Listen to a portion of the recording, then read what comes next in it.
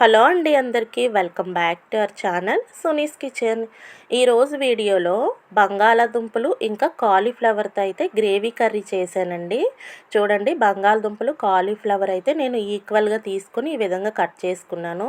ఇంక ఉల్లిపాయలు, పచ్చిమిర్చి, పోపు దినుసులు, కరివేపాకు, ఎండుమిర్చి ఇవైతే తీసుకున్నానండి. ఇంకా టొమాటో తీసుకున్నాను. కొద్దిగా అల్లం వెల్లుల్లి జీలకర్ర అయితే పేస్ట్ చేసుకున్నాను అనమాట.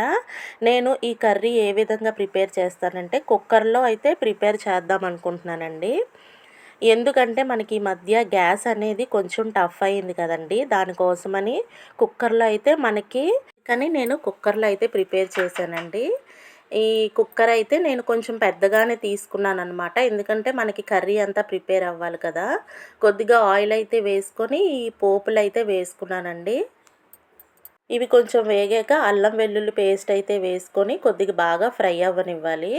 ఈ కర్రీ అనేది, ఈ గ్రేవీ కర్రీస్ అనేవి కొన్ని కుక్కర్లో మనం ప్రిపేర్ చేసుకుంటే టేస్ట్ అనేది మనం నార్మల్గా కడాయిలో వండుకునే దానికన్నా డిఫరెంట్ టేస్ట్ అయితే వస్తాయండి. ఈ కర్రీ అయితే చాలా అంటే చాలా బాగా వచ్చిందనమాట. మనకి గ్యాస్ కొంచెం టైట్ ఉండడం వలన గ్యాస్ సిలిండర్స్ అనేవి త్వరగా రావట్లేదు కదా.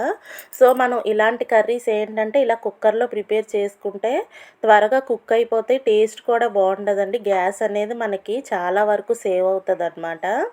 చూడండి, అల్లం వెల్లుల్లి వేగాక టొమాటో అయితే వేసుకున్నాను. టొమాటో కూడా కొంచెం బాగా ఫ్రై అయ్యాక అప్పుడు మనం వెజ్జీస్ అయితే వేసుకోవాలన్నమాట.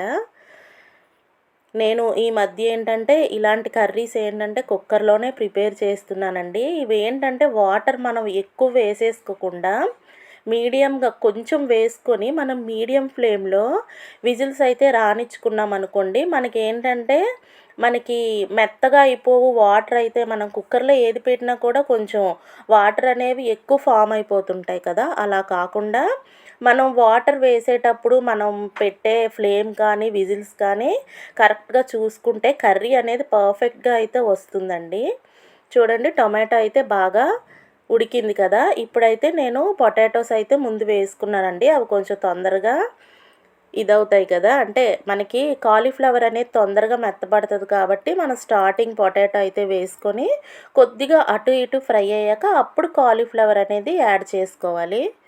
చూడండి, ఈజీ ప్రాసెస్లో టేస్టీ కర్రీ అండి.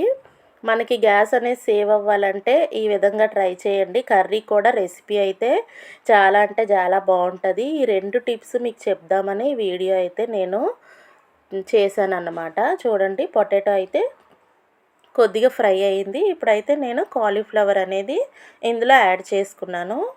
చూడండి, ఇవి కూడా 2 కలిపి కొద్దిగా వేగాక మనకి మసాలా ఇంకా టొమాటో అనేది బాగా ఫ్రై అయ్యింది కదండి. ఇప్పుడు ఇవి కొంచెం ఫ్రై అయితే సరిపోతుందన్నమాట.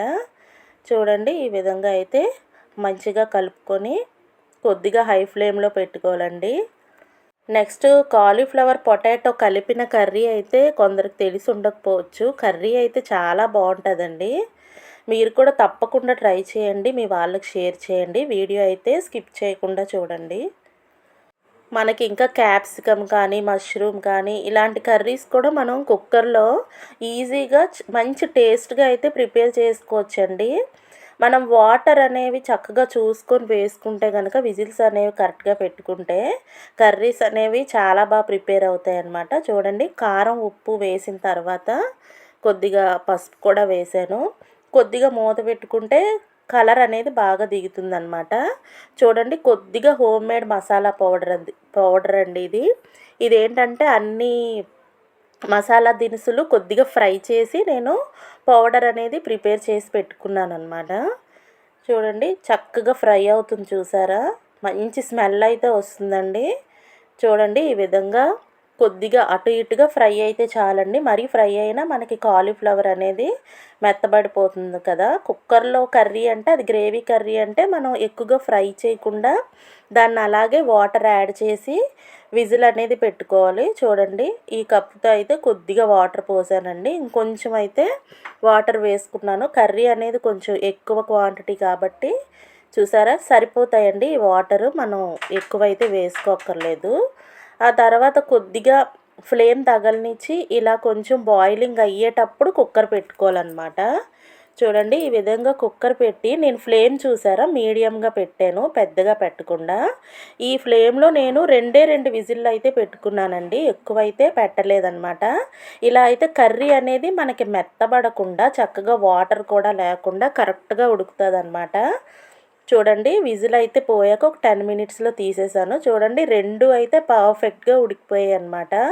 ఇంకా మనం వేసిన మసాలా అన్నీ కూడా ఈ కుక్కర్లో పెట్టడం వలన ఈ వెజ్జెస్కి అనే వాటికి ఈ మసాలా అనేది బాగా పడుతుందన్నమాట. చూడండి పొటాటో కూడా ఉడికిపోయింది, ఇంకా కాలీఫ్లవర్ కూడా చక్కగా ఉడికిందండి. ఫైనల్గా కొత్తిమీరతో ఇలా గార్నిష్ చేసుకొని మనం వేడి వేడి రైస్లోకి డైరెక్ట్గా తినేయడమే. ఈ ప్రాసెస్ అంతా కలిపి చాలా అంటే చాలా ఫాస్ట్గా మనం కడాయిలో పెట్టుకునే కూర కన్నా ఇంకా హాఫ్ టైం ఇంకా ముందుగానే ప్రిపేర్ అయిపోయిందనమాట. వీడియో నచ్చితే తప్పకుండా లైక్ చేయండి. ఈ విధంగా మీరు కూడా ట్రై చేయండి. Thank you friends, thank you for watching. Bye.